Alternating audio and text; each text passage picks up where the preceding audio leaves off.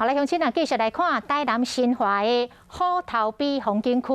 因应着未解封，为入园的时间到伫个园区内底参观甲游览，拢有相关的规定。希望伫这个再度开放予游客入园的同时，唔通出现任何防疫的漏沟。 因应未解封，台南新华虎头埤风景区除了讲基本的防疫措施以外，嘛提出3不5时的对策，会使开放，同时嘛会使兼顾防疫。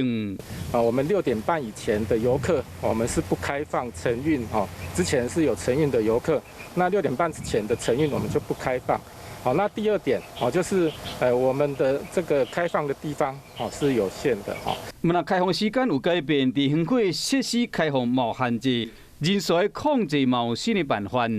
配合人流的管制哈，我们人流管制在500人以内，所以如果超过500人的时候，我们还是要一进一出单一入口来管制。好，那另外我们蟋蟀生态馆它是